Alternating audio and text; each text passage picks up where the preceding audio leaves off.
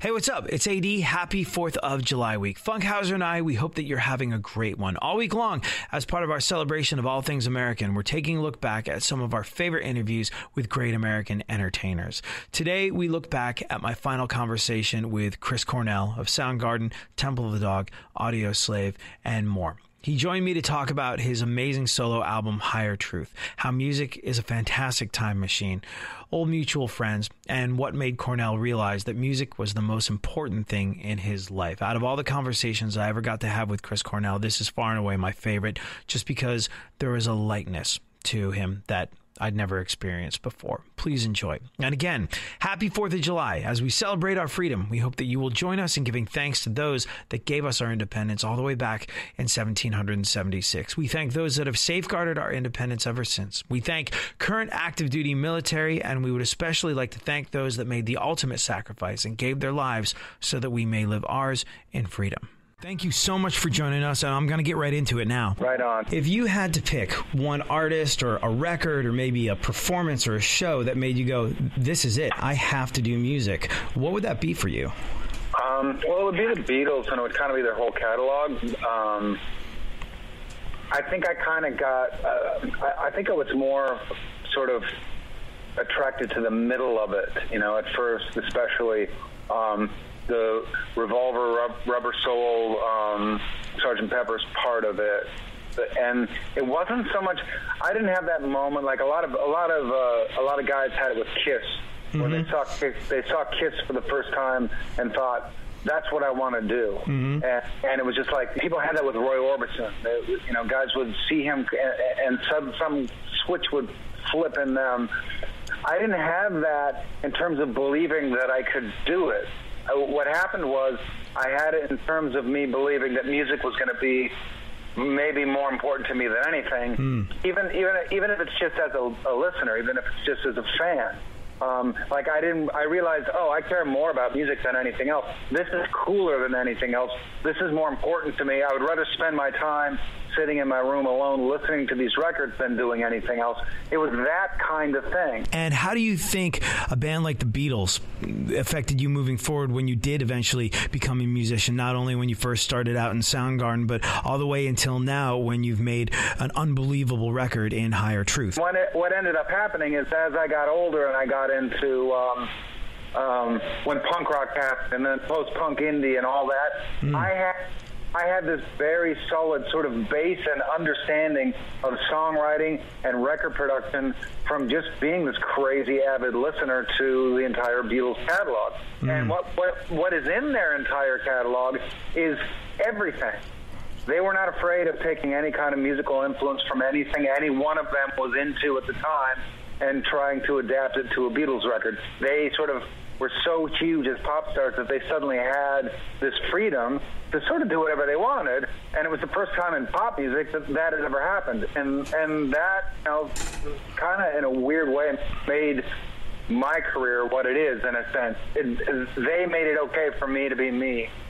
That's amazing. What age would you say you were when you realized music was more important than anything else? 8 or 9.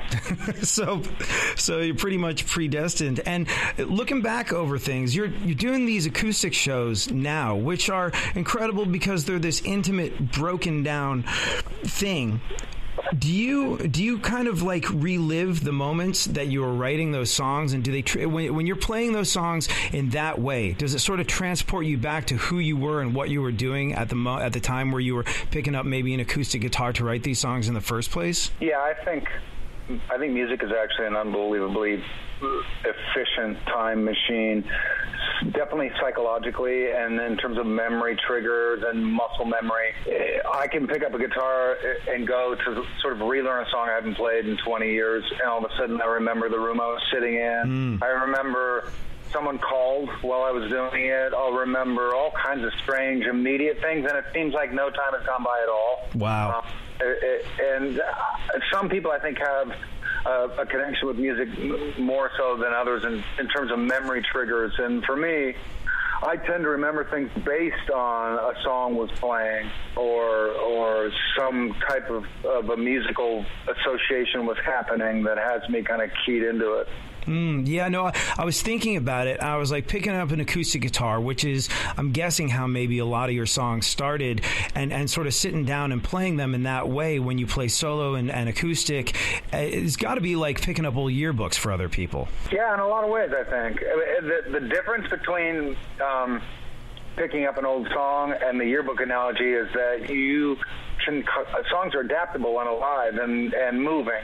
And rather than just reminiscing and listening and playing back and thinking, oh yeah, and there we were, there I was, and this is what I was thinking, you can change it. It can evolve. You can actually literally rewrite it to where all of a sudden it fits right next to a song you wrote 10 minutes ago, and it all makes perfect sense. And you also know that can happen again 20 years later. That's the amazing thing about songs and music and songwriting. Soundgarden, far and away, one of my favorite bands ever. So next level, so creative and different. And Temple of the Dog, just an incredibly inspired, passionate record, which I think is some of my favorites of your work, just because, like you said, it was sort of a snapshot of where I was at in my life, and it really struck me at a time that makes it very visceral for me. And Audioslave, when I saw you live, was just this band that makes you want to break stuff and start your own personal mosh pit. And your solo stuff, though, some of the most beautiful things I've ever heard, like Long Gone and the new one, Nearly Forgot My Broken Heart, just beautiful, beautiful songs. But when I think of your body of work, I tend to want to hear all of it live. And I remember the first time I saw you play solo, and I was like, with every other band where the singer goes solo, you kind of want them to get back together. I was like, with this guy, not so much. I want to be able to experience everything from his catalog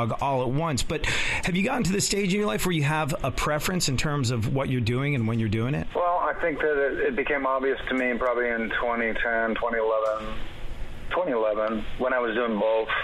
I was doing songbook touring, which is really just me and a guitar, coming off the road, working on songs for Higher Truth, and then simultaneously, recording and releasing, writing, recording, and releasing with Soundgarden, touring with Soundgarden, realizing that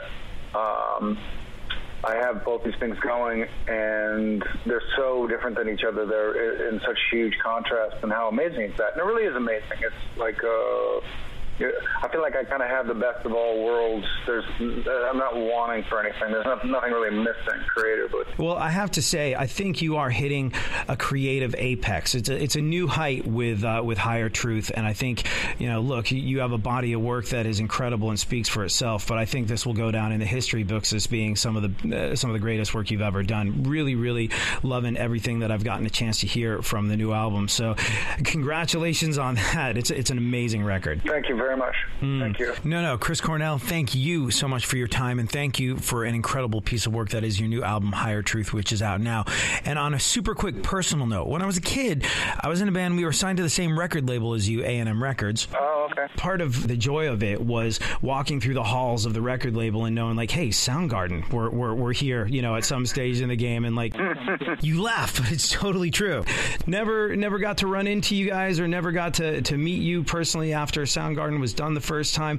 But one of the greatest guys that I ever got to meet was the artist development guy at A&M, a guy called Al Marks. And one of the greatest times that I ever had was just hanging out with him, hearing him tell stories about what it was like to be on the road with Soundgarden and about you guys. And me and the rest of the guys in my band just sat absolutely enthralled as Al Marks, one of the few greats in the music business, told stories about you, one of the other few greats in the music business. And Al has kind of stuck with me as a friend and a mentor over the years, and has such incredible things to say about you. I speak to him all the time, and I know for a fact that Al Marks sends you all the love in the world. Well, thank you for that. He's a really close friend of mine, and that's nice of you to give him a shout out. I'll give him a shout out too. Hey, Al. I will see Al when I get to Alstown, which is now in Atlanta. Yeah. Right on. Thank you. No, thank you. And I'm going to echo something that Al said when I told him I was going to be doing this interview. Soundgarden should be in the Rock and Roll Hall of Fame. This new album of yours, Higher Truth, should win a Grammy. Thank you so much for making the time. Chris Cornell, you are the best. All right. Thanks very much.